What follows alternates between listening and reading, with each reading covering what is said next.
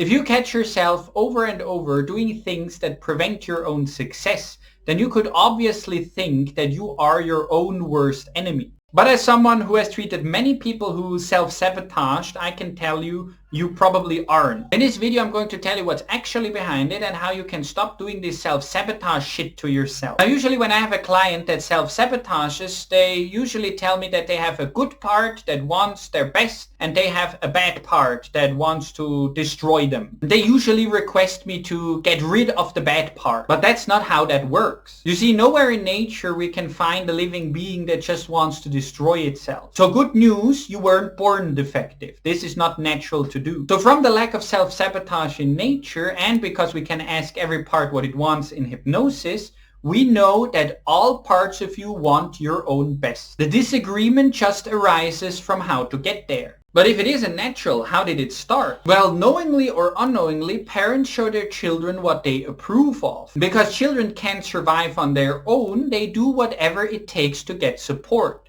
even if this goes completely against their nature. And if your parents' love wasn't unconditional, there already is a part that got rejected as bad anyway. So self-sabotage very often is a desperate attempt to stay within the guidelines that your parents have given you. So in order to do that, a part of you takes their role and starts policing you with negative self-talk, self-criticism, and so on. And this doesn't just stop when you grow up, because it seems like it is a part of your personality. So here are a few examples of how this works in practice. So for instance, you want to lose weight, but you were told that there are starving children in Africa, and so you feel bad unless you have eaten everything. Or you want to be successful, but you were told that you have to be equal to everyone, and so you have to stop yourself from surpassing them. Or you want to have clear boundaries, but you were told that natural aggression is bad, and so you let others walk all over you and sabotage your well-being. Or you want to have a great relationship, but you were shown that you are not worthy of love,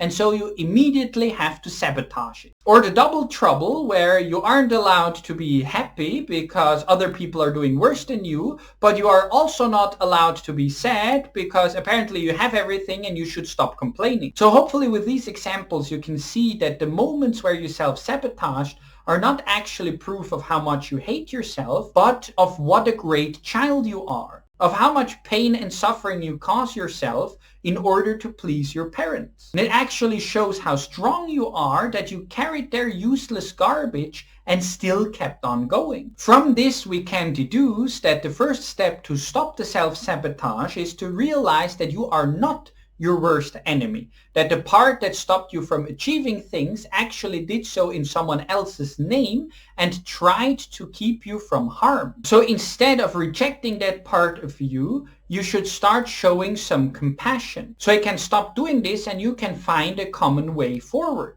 So no more getting rid of the bad part, but coming together and healing to find a state where no part dominates and you can work together as a team. And when you do that wholeheartedly, you can finally show yourself that you are deserving of respect and unconditional love, and that you are worthy of having success. So if you like this kind of analysis, maybe give this video a like, subscribe, and see you soon.